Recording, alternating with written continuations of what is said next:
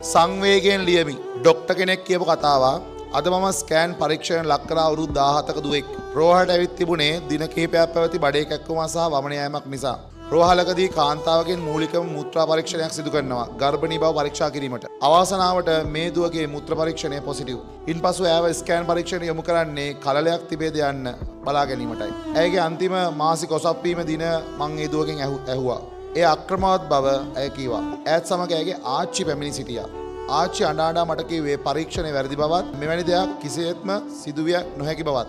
එවැනි සම්බන්ධයක් දුවට නොඇති බවත්. මම ඇයගේ ස්කෑන් පරීක්ෂණය කරන විට දැක්කේ පණ ගැහෙන සති 14ක පමණ කල්ලයක්.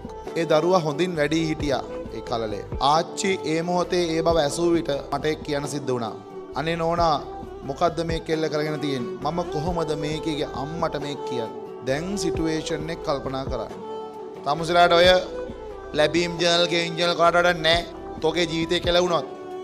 අනේ නෝනා දරුවා නැති කරන්න බැරිද? මේ කෙල්ල තාම ළමයෙක් නේ.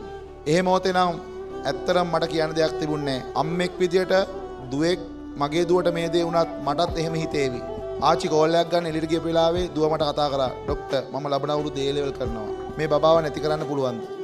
ડોක්ටර් කියනවා මං හිතන්නේ නැහැ දරුවෝ එහෙම කරන්න පුළුවන් වෙයි කියලා.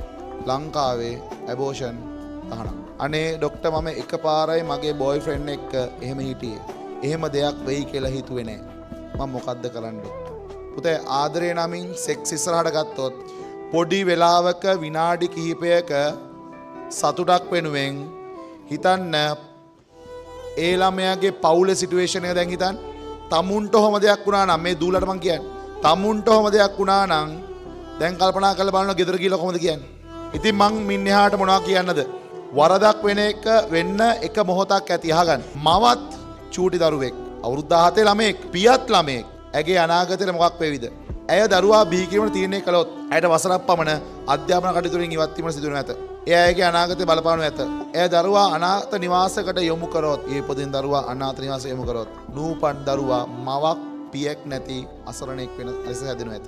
ඒ වරද නිසා ඒ ජීවිතෙත් ඉවරයිනේ.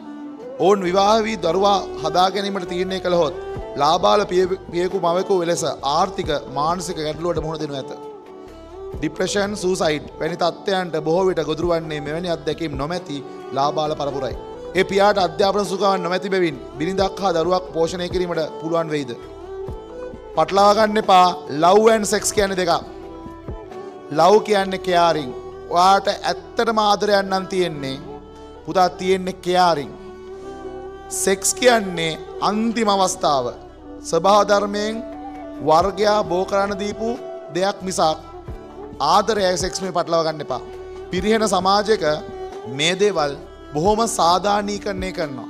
අර කියන්නේ ආදරේ නම් ඕන දෙයක් දෙන්න ඕන. ඔයා මට ආදරේ නම් ඔයා මං කියන තැනට එන්න ඕන. ඔයා ඇත්තටම ආදරේද කියලා බලාගන්න මං එහෙම. කෙල්ලත් කල්පනා කරනවා ඔව් මම ඇත්තටම ආදරේ යාට. එහෙනම් මගේ හැමදේම දෙන්න ඕන. හරිනේ? විනාසයිනේ. මම මේ ඔයාලට කියන්නේ මටත් දුවෙක් ඉන්නවා, පුතෙක් ඉන්නවා. මම කැමති නැහැ උන් දෙන්නගේ ජීවිත විනාශ වෙනවට.